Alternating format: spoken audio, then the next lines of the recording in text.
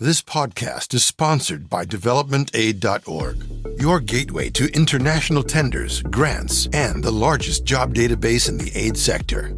Secure free registration and access funding opportunities, calls for partners, exclusive insights, and weekly news digest.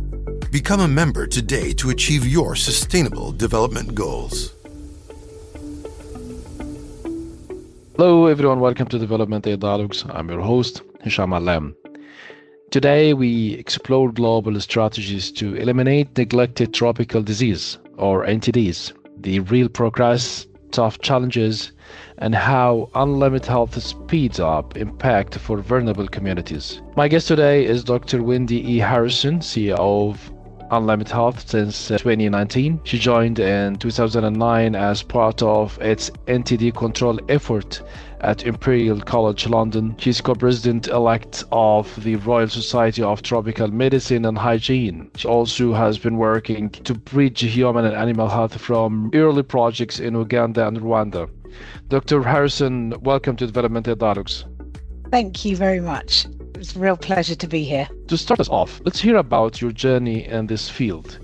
What initially drew you to specialize in neglected tropical disease, and how had the field evolved over your career? Thank you, Shami. So perhaps just a very quick reminder about neglected tropical diseases. So neglected tropical diseases are a group of about 21 diseases that actually have nothing in common from a biological perspective. What they do have in common is that they all affect populations that have real poor access to healthcare and other basic services. They're often thought of as diseases of poverty, of diseases of really marginalized and neglected populations.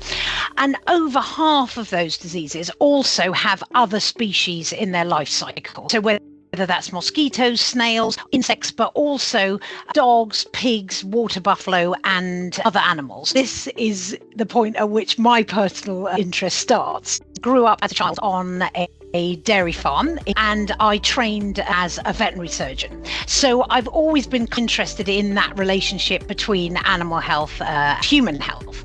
I was doing a postdoc at the University of Georgia, and I got the opportunity to volunteer for veterinary public health charity who donated animals to livestock to low and middle income countries.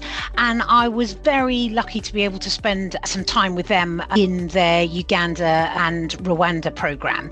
And it was there that I really saw the huge impact of that linkage of animal health, of livestock health and human health, and that kind of environmental approach as well. And it really struck me the potential opportunity of making significant impact, and particularly for people living under those really difficult and very marginalized conditions. So actually shortly after that, I went back to the London School of Hygiene and Tropical Medicine, and I got my master's in human public health in low and middle income countries. And then I went on to work actually in my present organisation. So in terms of how the field has evolved in the almost 20 years that I've been working in this area, I think really at the beginning, the sort of idea of putting these 21 now diseases together, recognizing that they affected the same population of people, I think was incredibly effective in raising the profile of these debilitating diseases. And this, I think, was in a way part of the reason that the sector was able to mobilize the support that it did from the US and the UK government, and also a number of other European governments, but also some of the philanthropic organisations. So obviously the Bill and Melinda Gates Foundation heavily invested, and actually interestingly, my organisation was one of the very first recipients of a Gates grant. And so I think it's very interesting how that kind of idea of bringing those diseases together had been so powerful. But now I think as we move along the journey of progress and making some really important strides in tackling these neglected tropical diseases, that it's becoming more important to really understand more of the epidemiology and the context in which these different diseases occur. So I think now we're moving away slightly to thinking more about a kind of context and the individual disease requirements than perhaps looking at these diseases in a bigger group. That's fascinating, especially seeing those chefs firsthand. Yes, now, indeed. Yes, turning to Unlimit Health itself, which its mission is to share evidence and expertise to end preventable parasitic infections. What does this look like in practical terms for NTD-affected communities? Unlimit Health is an international NGO, and we partner with ministries of health in endemic countries to tackle 4 of the NTDs. So we primarily focus on schistosomiasis and 3 of the soil-transmitted helminths. So that's roundworm, whipworm, and hookworm. Schistosomiasis, that actually many people might know as bilharzia, is actually transmitted through freshwater snails during contact with water contaminated with feces or urine from infected people, but has a massive global burden. So there's over 250 million people affected by schistosomiasis. And just as a kind of context, there is about 40 to 45 million living with HIV/AIDS. So it gives the scale of a global burden. And this is a disease that actually many people have never heard of. And soil-transmitted helminths, they affect over 1.5 billion people. So that's almost one person in every 6 people globally is actually impacted by these diseases. And as we said, like all NTDs, they predominantly impact those really marginalized communities where they've got very little access to health and other basic services. And they really have the highest impact on children. And here they cause physical impact. So they cause anemia, malnutrition, stunting. They lead to chronic organ damage, liver fibrosis, bladder cancer, and they also increase the risk in women of contracting HIV about 4-fold. But beyond that individual suffering, which, as you can imagine, is devastating, they also really perpetuate this cycle of poverty because they reduce the ability of children to go to school, to get any level of educational attainment. They limit productivity. They really constrain the economic development of these affected regions. So they really do perpetuate this sort of vicious cycle of poverty. So how at Unlimit Health do we aim to end these diseases that obviously have such a profound impact? Exactly as you say, we use evidence-based interventions. So this is one of our really key tenets, that the interventions that we always use are very well scientifically validated. Can you explain this more, just to enable us to understand it? Yes, essentially, as you mentioned, we started as a research group within the School of Public Health at Imperial College. And what we were tasked by the Gates Foundation to do was to run a proof of concept study to show that you can deliver national scale schistosomiasis treatment at a high coverage. So you need to really facilitate the impacts. You need a very high coverage of children and adults at risk with a treatment which is called schistosomiasis. And you also need to be able to monitor that coverage very effectively and ensure that you have the right target population covered. So we use really well validated techniques to make sure that we are delivering that treatment of praziquantel in the most effective way. The other way that we work is very much in partnership, because we know from the life cycles of these diseases that we need a number of sectors, not only just the health sector, and a number of actors, the communities themselves, the governments, the funders, to work together in really strong long-term partnerships to be able to deliver this effect. And we very much like the African proverb that you probably know, which is, if you want to go quickly, you go alone, but if you want to travel far, you must travel together. And we very much believe that long-term partnerships are absolutely essential, and we recognise that each of those partners does have crucial information that is important to develop effective interventions. And thirdly, and I guess possibly most importantly, is that we work directly with Ministry of Health colleagues. So we really try and ensure that our programmes are absolutely aligned with national strategy, so the country plans for disease control and elimination, and really make sure the decision making sits within a Ministry of Health, recognising that these are Ministry of Health programmes, and really also taking into account that we know that many of our colleagues from endemic countries have critical knowledge, expertise and understanding that is really important to deliver effective programmes. Those examples really show the ground level difference. Now, Dr. Housen, I would like to ask you, which recent Unlimit Health milestones or program are you most excited about right now? Oh, well, that's a great question. And actually, if I may, I would actually like to highlight two areas. So one is more pragmatic and one perhaps a little bit more strategic. The first one is actually around our ability to expand the populations that we are able to treat. So as an organisation, we started in 2002, and in our long history, we have been able to deliver really large numbers of treatments. In our last financial period in 24-25, we delivered over 30 million treatments, and in our history we have actually supported 1 billion treatments in about 15 endemic countries. So we really do have a track record of delivering at scale. But we deliver treatments mainly to school-age children and at-risk adults. And obviously this is a really key pillar of the control programme. And how we do that is through mass drug administration. So we identify areas of high burden of disease, and then we're able to deliver treatments to entire communities that we know are at high risk. So rather than having to individually diagnose and treat each person, we're able to do it at a community implementation unit level. And this is possible because the drugs have a very strong safety profile. So we're able to deliver these very effectively. But we know that children much younger than school-age children are often at high risk of exposure. And I don't know whether you've ever been to Lake Malawi and probably any other lake in that area. And you often see very small children, often babies, sitting at the water's edge, often maybe in a washing up bowl, while their mother or older siblings are doing washing in the slightly deeper water. And they often look like actually they're enjoying themselves. But it's this kind of repeated exposure to this contaminated water that can actually lead to infections. And previously, no treatment was possible for those very young children. And that obviously then allowed the parasites to then continue to reproduce and produce really serious symptoms as the children get older. So Unlimit Health, as part of a bigger public-private partnership, including Merck KGaA, which is one of the manufacturers of praziquantel, was able to develop and pilot a new formulation of the drug that could be used in children as young as 3 months old.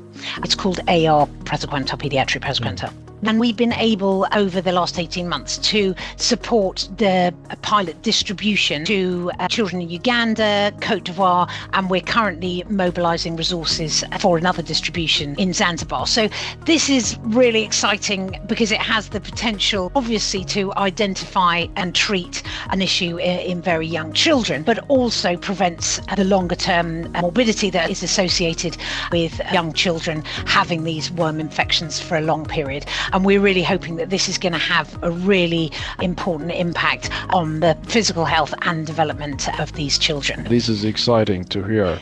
So then, if I may, I just also highlight a second area, which is actually more about how we are delivering these mass drug administration campaigns. So traditionally, we've delivered them as working with our Ministry of Health colleagues as programs specifically focused on treating of schistosomiasis. So we run them as standalone campaigns.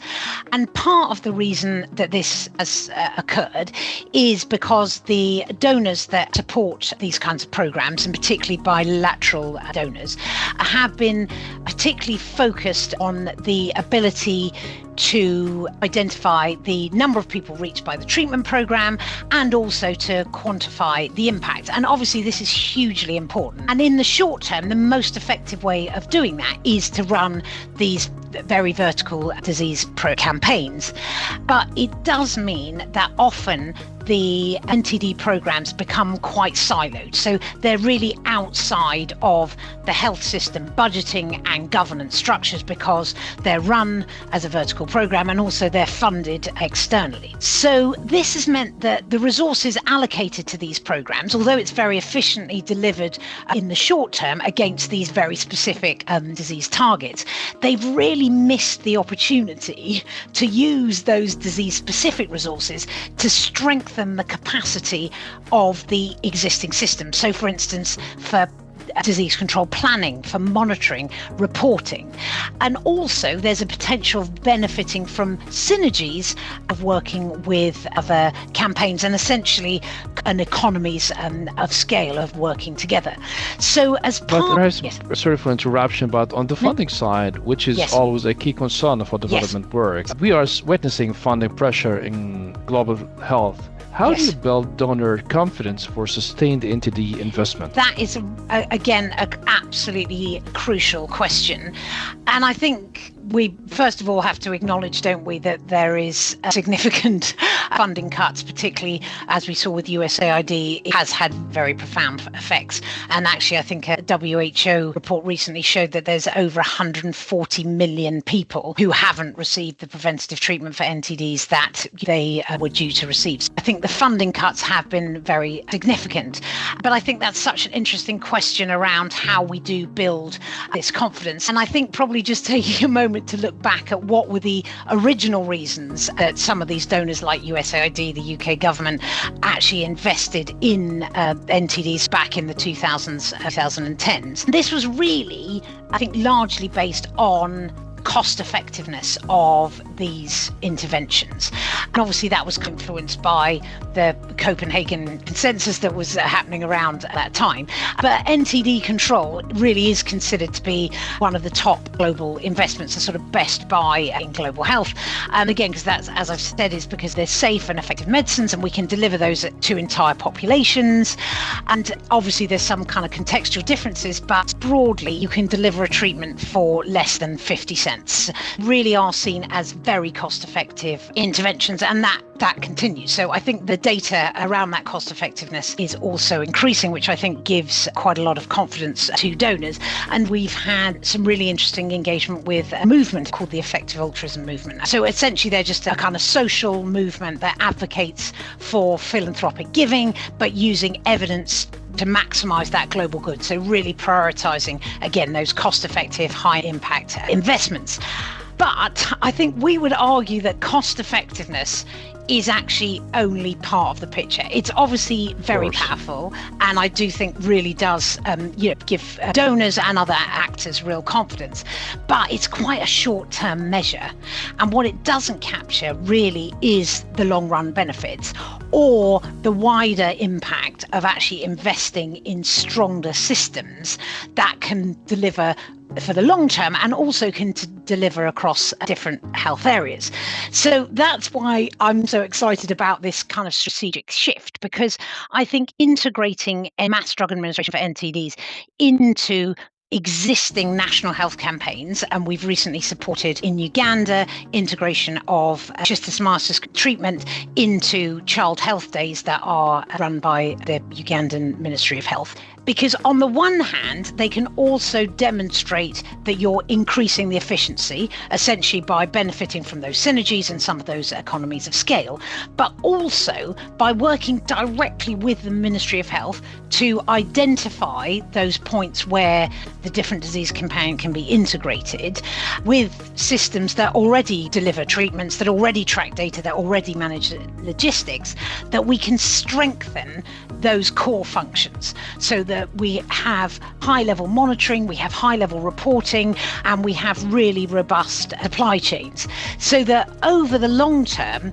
we're actually building greater confidence in those government-led Ministry of Health systems, which then increase their ability to manage programs effectively. And that ensures that any investment made by external funders, when that does come, the countries are really positioned positioned to allocate that funding to their own priorities, which actually have a much greater long-term impact on a much broader number of health problems. These practical steps like that could make a real shift, but I'd like to broaden this out to the wider impacts. Yes. How do NTD programs contribute to broader sustainable development goals like poverty reduction or gender equity? That again is a really interesting question, and I think we often think about health interventions in quite a narrow way. So perhaps if I can use an example just to illustrate that, and I've just recently been to Madagascar. So if we could imagine an 8-year-old Madagascan girl living in a rural setting who becomes infected with schistosomiasis because she'd been down to collect water from an infected water source. So the parasite will penetrate her skin, travel through her blood vessels and remain around her urogenital organs, and that'll start to produce eggs that will set up this chronic inflammatory response. She also will have picked up some parasites, some soil-transmitted helminths that will remain in her gut. So we can imagine that by treating her for those parasites, we'll make a significant impact on her physical health. So that's obviously SDG 3. But also by removing the parasites, particularly in her gut, it will mean that she'll be able to absorb more of the nutrients from her food, which sadly often is of poor quality. And so that will also contribute to SDG 2, which is around zero hunger and better nutrition. Now, also some really interesting studies in Kenya have shown that treatments against parasites of school-age children actually increase school attendance by up to 25%. So actually, treatment of parasites is an effective educational intervention. So that really supports attainment of SDG 4 around education. Now, if Clara doesn't get treated and grows older, she'll be at increased risk of contracting HIV. And as I said before, that there's a 4-fold increase in her likelihood of getting HIV because of the inflammation around her urinary tract. So this will cause discomfort, infertility, and can be mistaken for sexually transmitted diseases. So that means that she's probably subjected to stigma. Also, a female relative is most likely needing to look after her. So the treatment of these parasitic diseases also has a real impact on gender equality, which of course is SDG 5. Also reducing contamination of water sources, which is a really important part of disease control, and that will also have impact on SDG goal 6 about water and sanitation. And just finally, there's again another really interesting long-term study that was conducted in Kenya by Michael Kramer, who actually went on to win a Nobel Prize, showed that actually if you give anti-parasitic drugs in childhood, you boost their household income as adults by about 13%. So actually these treatments also potentially have an impact on SDG 1, obviously around poverty. So I think that's 6 of the 17 SDGs that have a kind of really direct link with parasitic disease control. Dr. Harrison, let's shift to some of the biggest forces at play. How is climate change reshaping NTD transmission patterns in your focused regions? Massively important area, and actually interesting, we just presented to our board an example of the impact of the severe flooding in Malawi that happened in 2019, and then again with the tropical cyclone Freddie in 2003 and 23, and we were able to show that actually from our baseline surveys of the prevalence and intensity of schistosomiasis in 2019, there was a really significant increase in the prevalence because of the increase of floodwater in streams that obviously allowed the snail vectors to inhabit and continue the transmission cycle. So those extreme weather events really do increase often the burden of diseases in or already affected communities.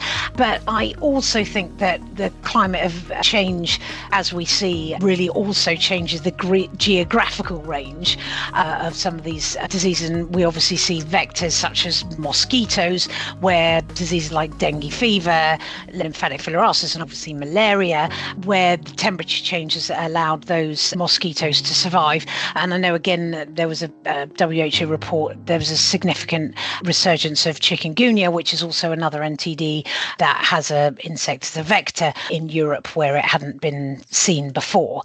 Also, I think that because we are working with communities that have very little access to basic medical services, that often these extreme weather events really disrupt people's means of livelihood, so they're less able to afford healthcare, and also it does weaken the health systems that would deliver the healthcare and implement the control systems. I think in areas where NTDs are prevalent, the climate does really exacerbate even further the impact of these diseases.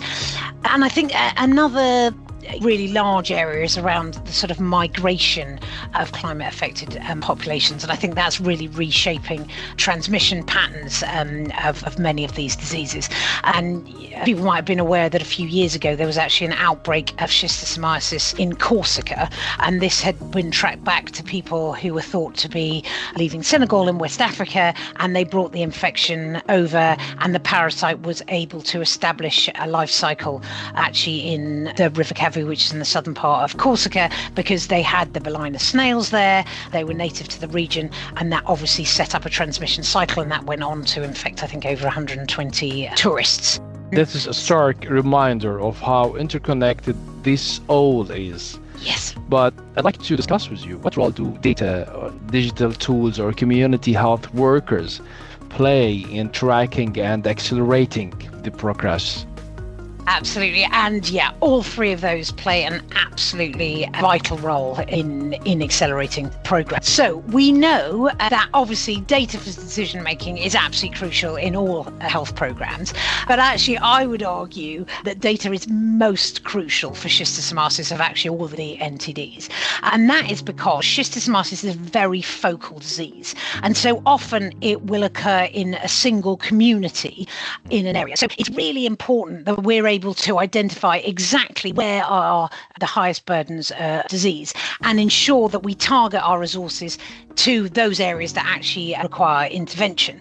And it's also really important that we're able to gather the accurate data around what the impact is, because then we're able to adapt any of our treatment strategies. We're able to identify what are any barriers and really look for what other interventions might be required. So the data is absolutely essential, and we obviously support our Ministry of Health colleagues to collect that data and make sure that data is transparent and is visible. And actually there's a special project of the World Health Organization on NTDs that's known as SPEN, and they've done a great job of collecting all the global data on NTDs and providing a data repository and making this accessible. So obviously that's really important in terms of planning and implementing these disease control programs.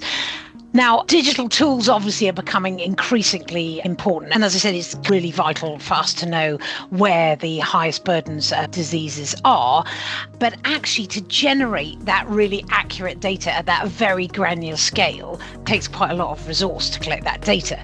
So what we're doing at Unlimit Health with a number of partners, and particularly working with the London School of Hygiene and Tropical Medicine, is to look at tools that use the existing data that we have and using model-based geostatistics to really be able to identify these high-risk areas, but using data that's already available or using data that may not be very up to date. But this allows you to predict and identify these high-risk areas, that allows you to target interventions and really ensure that the resources that are available are going to the right places and reduces the amount of resource that you need to collect that accurate data. And we're also using digital tools for data collection, and particularly around coverage surveys.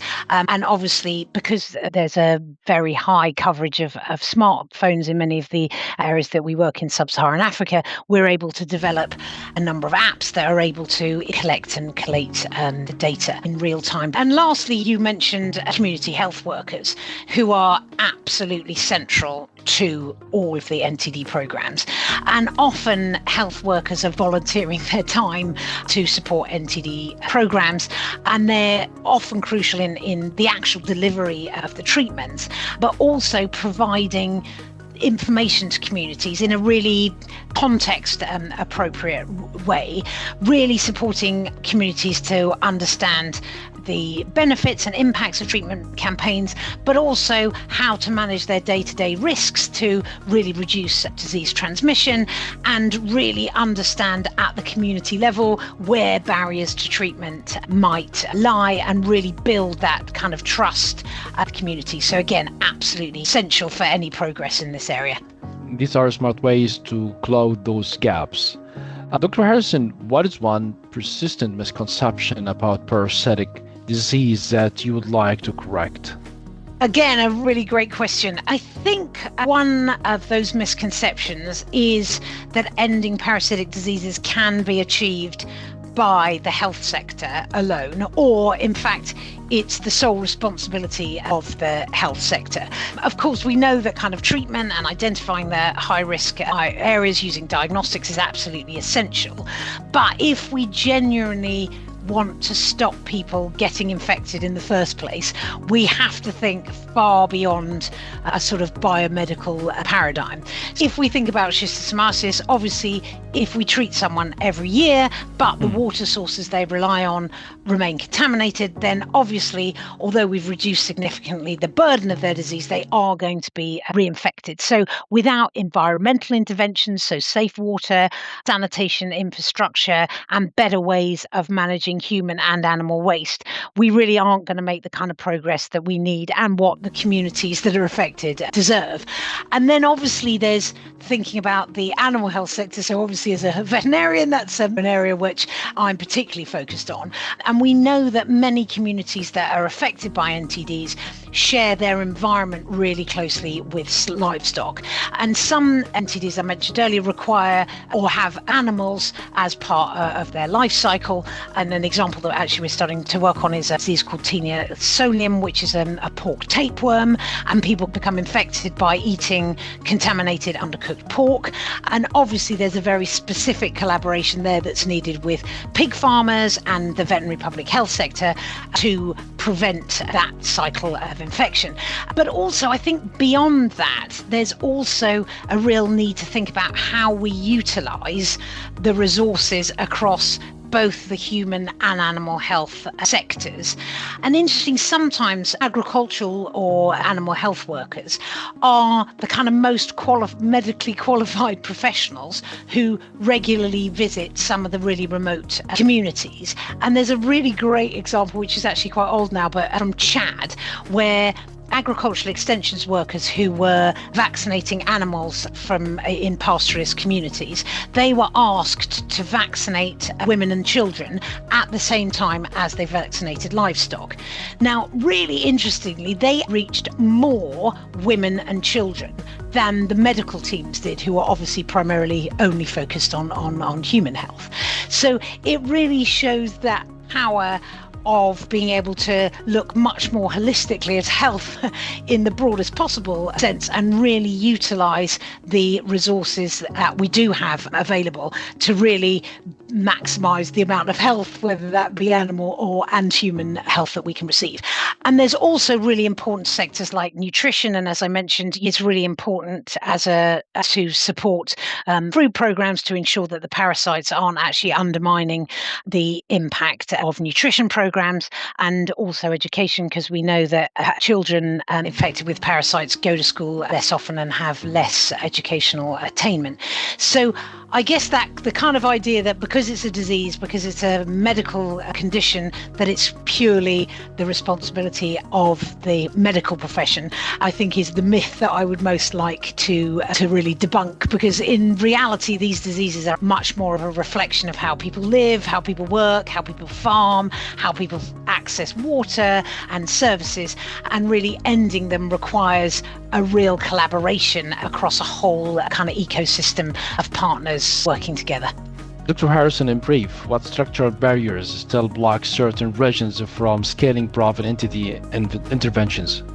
Great, thank you. That's, again, a really interesting question. And as I've said, we do have these very proven, cost-effective tools for most NTDs. But I think the biggest structural barrier is actually the systems that we rely on to deliver them are incredibly fragmented. And for many years, as I've mentioned previously, NTDs programs were set up as these very vertical disease-specific programs, which obviously made sense as we've talked about when we're focused on really rapid scale up. But these programs often sit outside of health budgeting, planning and delivery systems. And so the sort of architecture, the aid architecture where funding comes in to these very vertical programs, I think is really one of those structural barriers. And it's not actually just about the kind of flow of money through these kind of vertical systems. It's also about the time horizons and the incentives, because donors often will fund in quite a short cycle. They prioritize those immediate sort of coverage numbers. And that pushes countries to repeat the same thing, trying to make it a bit cheaper, but really doesn't give them the opportunity, as we were mentioning earlier, to invest in the underlying system that would eventually make these campaigns unnecessary. And there's really very little incentive for building of that local sort of system capacity, or for strengthening those surveillance systems that we will need going forward. And I think there's also the kind of multiple donors that fund these vertical programs, obviously also promote fragmentation within the ministries themselves.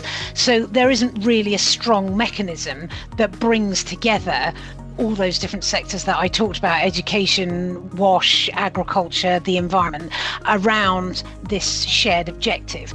And that's really unfortunate for NTDs, because they are diseases of poverty. They are diseases that are endemic. They don't typically cause these kind of dramatic outbreaks. So they tend to fall really to the bottom of the political priority list. And they're sometimes almost taken for granted that this is part of the background level of suffering that people have to endure. So I think the barriers aren't technical.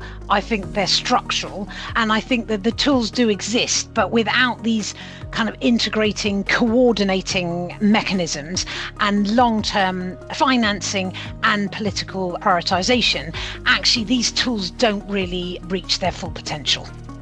Tough hurdles, but naming them is the first step. To wrap up, your thoughts on the longer view, looking beyond 2030, what gives you optimism about the future of tropical disease elimination? Oh, thank you. And what a nice question to end on. So I am optimistic that particularly over the last few years, we've really got an appreciation of a need for this systems-based approach. And I think we've really moved from the sort of rhetoric, and as I mentioned, the WHO roadmap really supports this idea of system-based approaches, which was published back in 2021. But I think now we've really moved into a phase where we're understanding how you do this, how you take resources for neglected tropical diseases, and how you implement them in a way that both achieves the disease outcomes that you want, but also strengthens the system that you are using. I think I'm optimistic about that. I'm also optimistic that we are really getting a better understanding of how to work in authentic partnership across different sectors. We're really starting to understand each other's language and really build those partnerships where there's mutual accountability and we really are all working towards that shared goal. And I guess lastly, what I'm always really optimistic about, and that is just the level of resilience and innovation in the communities that we work with. So these are the people that have the least access to resources, and spending time in those communities and witnessing the way that they create solutions is really an absolute privilege, and always gives me a huge sense of optimism.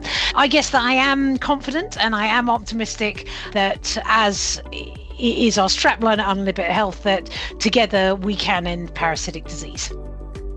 A hopeful note to end on. Thank you, Dr. Harrison. Thank you for joining Development Aid Dialogues and sharing these vital insights on entity elimination strategies from progress to persistent challenges.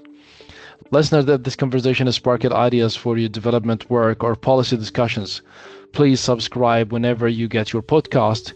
Share this episode with your network and visit developmentaid.org for related resources and funding opportunities in global health. I'm Hisham Alam signing off. Goodbye.